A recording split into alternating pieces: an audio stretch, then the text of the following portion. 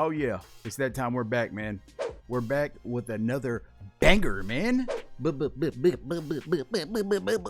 man. We're back, man. We're back, man. Wait a minute. First of all, I would like to wish everybody a happy freaking holidays. What the freak? I hope you're spending a good time with your family and eating good Thanksgiving food. That's first of all. So tell your family I said whistle. Tell your family I said weddy dooski. So yeah, man, let's get into it, man. So immediately, these are the best champions that you should be using against week 2, Autumn of Agony, Agatha of Alligators. Yeah, these are the best options for you to be using against this Prowler fight in Autumn of Agony, man. Before we get into the video, make sure you leave a like, subscribe, comment, all that good stuff, man. But yeah, let's get into the video, man.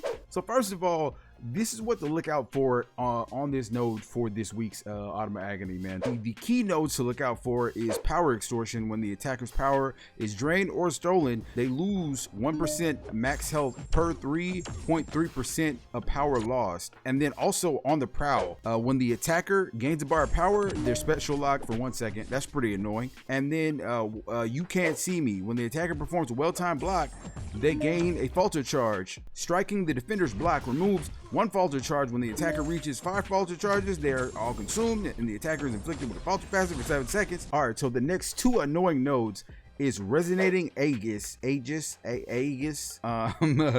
defender gains an indestructible charge every 30 seconds up to 1. When the attacker activates a special attack, reset the timer, remove 1 charge. If the same special is used twice in a row, add 1 charge instead. So basically, this prolongs the fight and makes the fight a little bit longer, man. So you want to make sure you are rotating between SB1 and SB2. You're not going to be able to get to SB3 because you will get your power drained, man.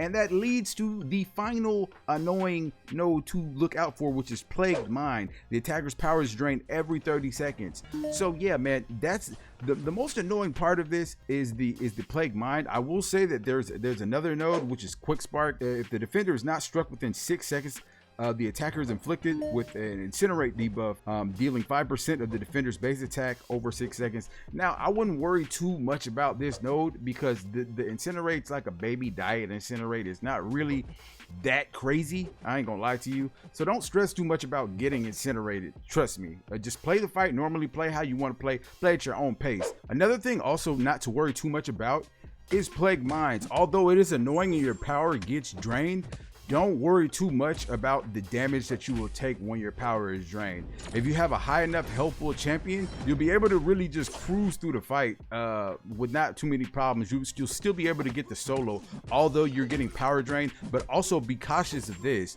Be cautious of when your power is drained, not having too much over a bar of power, or not having any power at all. That way you won't get that much health taken from you when the power is drained after 30 seconds. Now let's just get into the best options that I use for each objective, man. So the first objective is complete Autumn of Agony with a Cosmic Champion, also tagged size M. Now my favorite option honestly for this fight was Adam Warlock, man. He makes this fight super simple.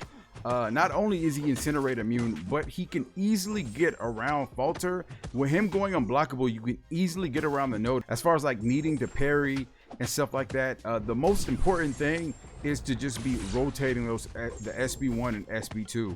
And also be cautious of when you do parrying 5 times and knowing when the falter goes on you. But besides that, for me personally, he's one of the easiest champions to use this week just because of the unblockable, man. Just the fact that you go unblockable, you just hit him, SB2, SB1, SB2, SB1, GG's.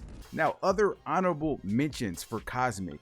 100% CGR. CGR definitely does put in work this fight because he gains the vigilance buff. He's able to bypass miss, so that means that after Prowler uses the SP1, you can easily dash in and get those easy openings to keep the fight going. But other than that, his rotation is kind of sweet because you're gaining power. You get the SP2. It's pretty much the same. Just use the SP2 rotation. You will have to use SP1s to reset everything, to get everything back on track. But besides that, it's pretty much straightforward. You can easily get a solo with CGR. I know that you probably can also use Superior Iron Man. I don't have a highly ranked up Superior Iron Man, and also so I'm pretty sure that you can use Silver Surfer. He might be a good option, but these were the options that I had as far as Cosmic goes. Now, moving along to the next, you're supposed to complete this fight now with an Avenger, also size medium. So the best option that I used was Photon, man. Photon kills this fight. Easily got the solo. The reason why Photon is so clutch for this fight is because her mediums cannot miss. So that automatically cancels out the falter node. And also, once she enters pure light form, none of her attacks can miss. So basically, this essentially just makes Prowler just a generic Prowler. You know what I'm saying? Easy rotation. You do SB1, SB2 rotation.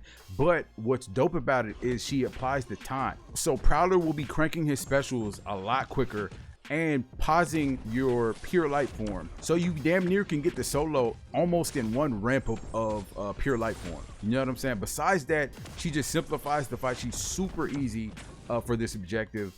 So yeah, this is definitely the best option for this objective. Another honorable mention, a couple honorable mentions that I tried for this fight. First is Kate Bishop. Kate Bishop actually does pretty well in this fight because of her tracker debuff that she applies on the opponent. With the tracker debuff, you're able to bypass miss. So that's great. You know what I'm saying? Automatically, that's dealing with the node. Also, you apply that big SB1 for big cold snap damage, or you could also start off the fight with the SB2 for even bigger cold snap damage, and then rotate SB2, SB1. And yeah, it's very simple, very straightforward. You can easily get the solo. So that's a great honorable mention. The next honorable mention, surprisingly, he's not the quickest, but he can do the fight, is Ant-Man. Ant-Man actually can do this fight. It is very slow, but he can do it. The thing is, once you apply the unsteady debuff, that allows you to bypass miss. So it also allows you to easily get past his SB1s, play it kind of safe. Also with his rotation, you want to do SB1, SB2. So it's not really going to hurt you that much with rotating specials, just because that's his natural rotation. You know what I'm saying?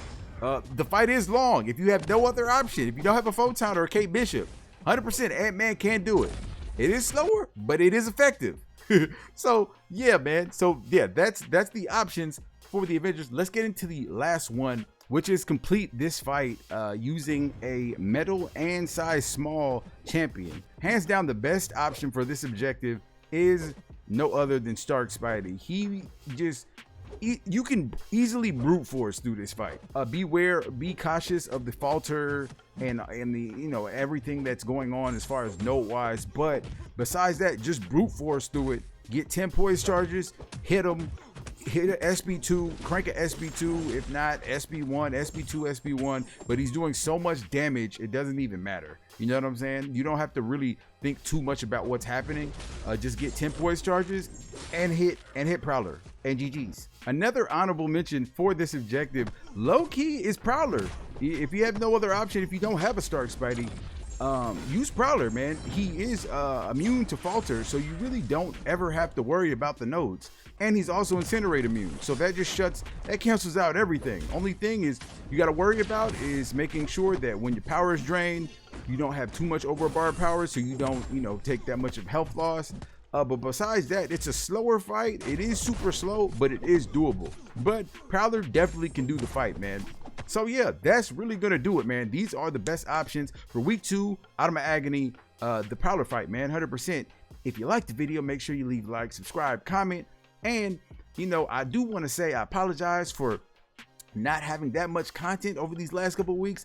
Honestly, Battlegrounds really killed the whole content vibe these last couple of weeks. This Battleground season was trash.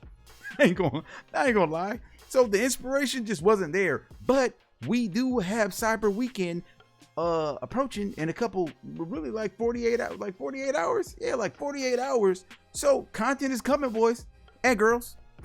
Content is coming. So yeah, that's gonna do it for the video. Hope you liked the video, man. And I'm out this thing. Deuces.